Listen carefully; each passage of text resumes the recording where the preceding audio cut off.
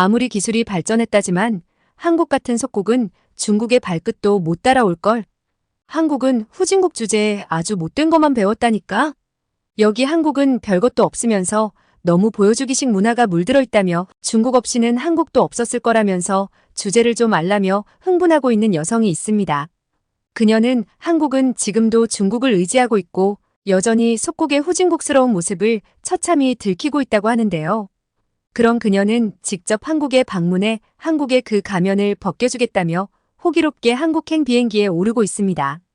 하지만 인천공항에 도착한 그녀는 그 짧은 순간에 본능적으로 무언가 잘못되었다는 걸 직감하고 큰 충격에서 빠져나오지 못하고 있다고 하는데요. 대체 그녀가 본 한국의 모습은 어떤 모습이었던 걸까요? 지금 바로 사연 만나보겠습니다. 제 이름은 메일린이에요. 저는 어릴 적부터 사실이 아닌 것들을 믿고 자랐어요. 지금 돌아보면 제가 얼마나 잘못 생각하고 있었는지 알겠지만 그 당시엔 제 믿음이 마치 중국의 만리장성만큼이나 확고하게 느껴졌었어요. 저는 상하이에서 부모님과 함께 살았는데 반짝이는 고층 빌딩의 32층에 있는 멋진 아파트가 우리 집이었어요. 제 방 창문에서 내려다보면 도시 전체가 반짝이는 불빛의 바다처럼 펼쳐져 있었죠. 아버지는 은행 임원이셨고 어머니는 성공적인 인테리어 디자인 회사를 운영하셨어요. 저희는 최신형 휴대폰, 디자이너 브랜드 옷, 그리고 중국 내의 이국적인 여행지들까지 원하는 건 다 가질 수 있었죠.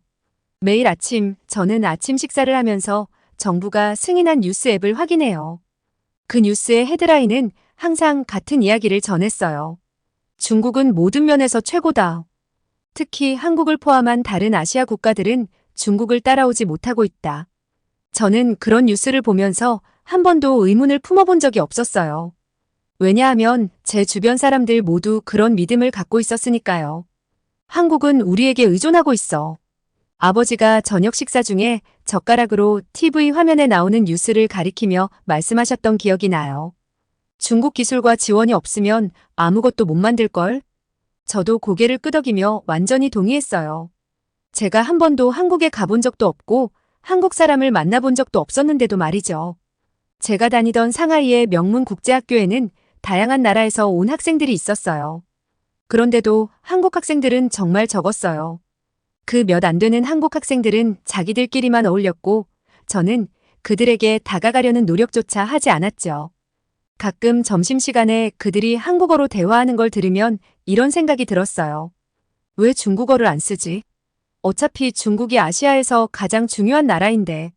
제 베스트 프렌드인 후이도 저랑 같은 생각을 했어요. 쇼핑몰에서 같이 쇼핑을 하다 보면 한국 화장품 가게를 지나쳤는데 그 가게들에 들어가 본 적은 한 번도 없었어요. 제품들이 꽤 흥미로워 보일 때도 있었지만요. 어차피 중국 포뮬러를 베낀 거겠지. 우리는 그렇게 서로 얘기하면서 그게 사실인지 확인해 볼 생각조차 안 했어요. 저는 특히 중국 기술에 자부심이 있었는데 전기차나 스마트폰 같은 기술 관련 뉴스를 볼 때마다 메시지는 늘 똑같았죠. 중국 기업들은 세계를 선도하고 있고 다른 나라들은 우리를 따라잡으려고 노력 중이다. 저는 한국 기업들이 중국 기술을 베껴서 우리보다 뒤떨어진 제품들만 만든다고 믿었어요. 그러던 어느 날 제가 미국 교환학생 프로그램에 선발됐다는 소식을 들었을 때 정말 신이 났어요. 드디어 전 세계 사람들에게 중국이 얼마나 발전했는지 보여줄 기회가 생긴 거잖아요. 저는 자신만만하게 짐을 챙겼어요. 중국산 스마트폰, 노트북 그리고 다른 기술 제품들을 가져가서 우리의 기술력을 증명할 생각이었죠. 부모님도 저를 자랑스러워 하셨어요. 중국 학생들이 얼마나 대단한지 보여줘야 해. 어머니는 짐을 챙겨주시면서 이렇게 말씀하셨어요. 그리고 기억해, 넌 단지 너 자신을 대표하는 게 아니라 우리나라 전체를 대표하는 거야. 저는 그 말씀을 마음속 깊이 새기고 중국의 완벽한 대사가 되기로 결심했어요. 미국으로 떠나는 전날 밤 제 방에 앉아 소셜미디어 피드를 보고 있었어요. 그때 한국의 기술 산업에 대한 기사가 눈에 띄었는데 중국이 모든 면에서 한국을 앞서고 있다는 내용이었어요. 저는 그 기사를 저장해두고 미국 학생들과의 대화에서 제 주장을 뒷받침할 자료로 써야겠다고 생각했죠. 하지만 그땐 몰랐어요. 제 세계관이 완전히 흔들릴 일이 일어날 거라는 걸요. 짐을 다 싸고 상하이의 스카이라인을 마지막으로 바라보며 앞으로의 1년이 제 모든 생각을 완전히 바꿔놓을 거라는 걸 상상도 못했어요. 저는 제 자신에 너무 확신했어요. 한국과 세계에서의 위치에 대해 진실을 알고 있다고 그렇게 믿었으니까요. 그런데 때로는 우리가 가장 강하게 믿는 것들이야말로 가장 의심해봐야 할 것들이더라고요. 그때로 돌아가서 어린 제게 눈과 마음을 조금만 더 열어봐라고 말해줄 수 있다면 얼마나 좋을까요? 하지만 어떤 교훈은 고생을 통해 직접 배워야 하는 것 같아요. 그리고 저의 교훈은 집에서 수천 마일 떨어진 곳, 완전히 뒤집힌 세상 속에서 시작될 예정이었죠. 제가 미국에서 보낸 첫 주는 제가 알고 있다고 생각했던 모든 걸 완전히 뒤집어 놨어요. 로스앤젤레스의 바쁜 거리를 걸으며 계속 눈을 비볐어요. 이게 정말 현실인지 믿기 어려웠거든요. 한국 문화가 여기저기 스며 있는 정도가 아니라 그야말로 생동감 넘치고 활기찼어요. 제가 중국 매체를 통해 접했던 이미지와는 완전히 다른 모습이었죠. 첫 번째 토요일이었어요. 아침 햇살이 따뜻하게 제 얼굴을 비추고 있었고 저는 아침 먹을 곳을 찾으면서 거리를 걸었어요. 그런데 달콤 하고 버터리한 냄새가 제 발걸음을 멈추게 했어요. 냄새를 따라가 보니 젊은 여자가 작은 노점에서 호떡을 굽고 있더라고요. 설탕과 견과류로 속을 채운 한국식 팬케이크였어요. 줄은 코너를 돌아갈 만큼 길었고 줄 서 있는 사람들은 미국인, 유럽인, 아시아인 등 다양한 배경을 가진 사람들이었어요. 모두들 기다리면서 신나게 이야기 나누고 있었죠. 저도 이 간단해 보이는 팬케이크가 뭐가 특별한지 궁금해서 줄을 섰어요. 호떡 처음 먹어보세요? 줄 앞에 있던 여자가 제 머뭇거리는 모습을 보고 물었어요. 제가 고개를 끄덕이자 그녀가 미소를 지으며 말했어요. 그럼 제대로 골라오셨네요. 저 매주 여기 와요.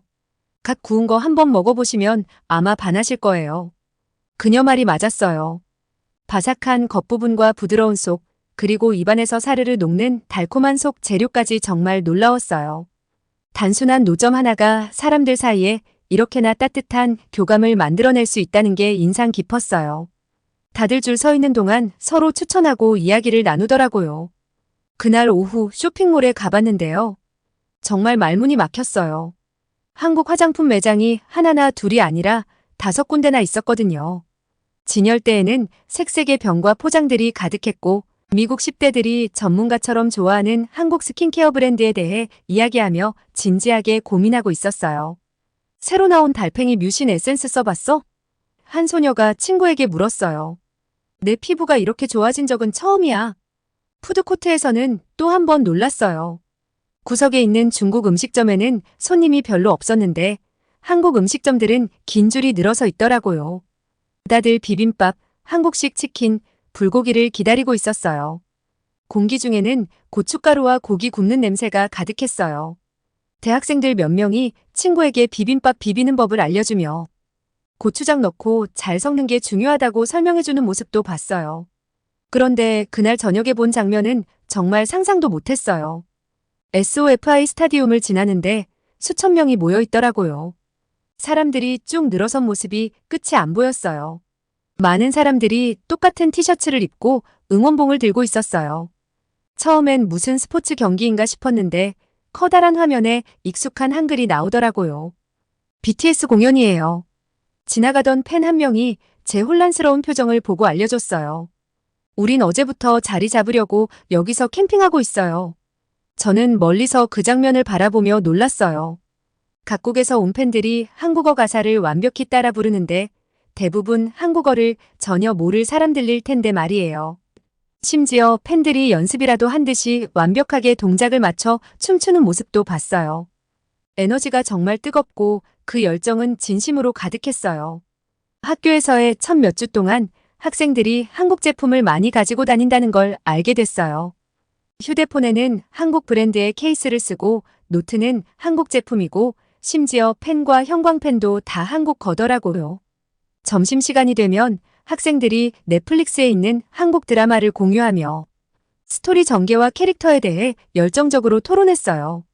근데 가장 인상 깊었던 건 이 모든 게 너무나 자연스러워 보였다는 거였어요. 한국 문화가 강요되는 게 아니라 사람들이 진심으로 좋아하는 거였어요. 그냥 소비하는 걸 넘어 문화를 받아들이고 한국어를 배우고 한국적인 생활 방식을 자기 일상에 녹여내고 있었어요. 경제학 수업에서는 세계 시장 동향에 대해 배웠는데 한국 기업들이 다양한 분야에서 선도하고 있다는 걸 알고 충격을 받았어요. 교수님이 삼성의 스마트폰 시장 지배력과 한국 뷰티 브랜드가 세계 화장품 산업을 혁신하고 있다는 이야기를 하셨거든요. 이건 단순히 음식이나 엔터테인먼트에 그치는 게 아니었어요. 한국은 기술과 혁신에서도 중요한 역할을 하고 있었어요. 어느 날 전기차와 미래 교통수단에 대한 수업 토론 중에 제가 참을 수가 없었어요. 교수님이 한국의 첨단 배터리 기술을 칭찬하시자 저는 손을 들어 반박하려고 했죠.